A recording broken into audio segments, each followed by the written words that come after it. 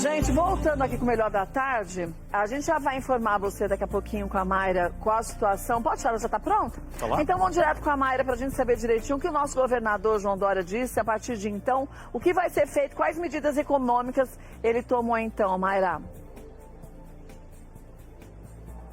Olha só, Kátia, em relação às medidas econômicas, teve uma isenção do ICMS do leite pasteurizado e uma redução do imposto da carne para empresas que fazem parte do Simples Nacional.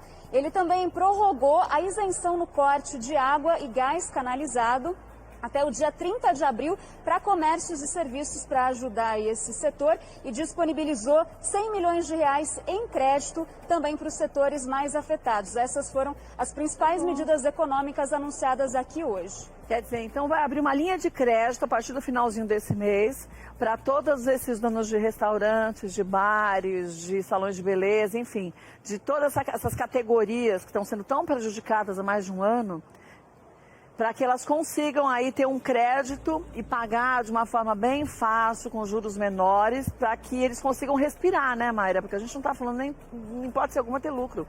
Porque esse tempo todo parado, continua se pagando aluguel, continua se pagando funcionários, de onde você tira esse dinheiro, né?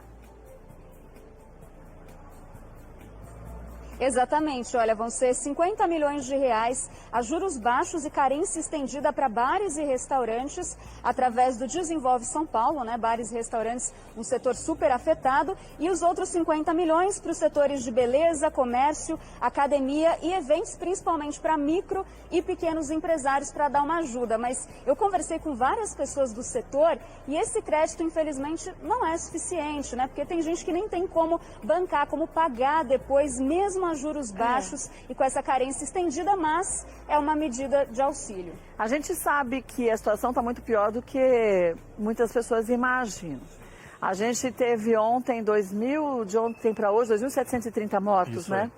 E aí a consequência, a gente vê que é o comércio fechando. A gente falou do chefe Chiquinho, que fechou os 2 restaurantes dele, demitiu 40 pessoas. Hoje eu estava falando de manhã com o Robson Jassa, salão fechado, só que você continua pagando os funcionários todos. Então é muito difícil. Eu sei que para muita gente isso é uma gota no oceano, mas ao mesmo tempo, o João Dória, eu acho que teve uma atitude, e não estou falando de política não, gente, estou falando de atitude, sim, esquecendo a política, esquecendo o partido. Uma atitude importante para esse momento, porque cá entre nós, a gente tem que pensar em tentar aliviar o prejuízo das pessoas, mas resolver o problema não vai dar. Não vai dar. Mas eu acho que abrindo essa linha de crédito, muitos comércios que estão passando uma necessidade não vão conseguir respirar, mas vão conseguir pelo menos dar uma organizada de leve para não ter que fechar. Traz esperança, Traz né? um pouco de Que a esperança, gente vai eu acho. seguir, É. mas é difícil, mas vamos seguir. É, mas já é uma grande ajuda, caminho. né? Eu acho. Quais outras medidas que você falou que ele já adiantou? Vacinação, ele falou alguma coisa? Olha, ele antecipou a vacinação de pessoas de 72 a 74 anos para o dia 19 de março, ia ser na segunda, dia 22, vai começar então na sexta-feira. Lembrando que quem tem de 70 a 71 anos começa a ser vacinado no dia 29 de março. Essa foi uma das medidas também anunciada e havia uma expectativa de medidas mais restritivas, porque hoje pela manhã o governador João Dória, em outra coletiva de imprensa, disse que anunciaria, mas não houve. O centro de contingência disse que demora pelo menos 14 dias para avaliar essa fase emergencial que a gente está, para avaliar os efeitos. Então, por enquanto, ainda não vão ser decretadas medidas mais restritivas. Kátia? Olha, eu acho que medida restritiva ajuda se as pessoas forem conscientes, porque as que querem fazer balada, querem ir para festinha, arrumam um jeito.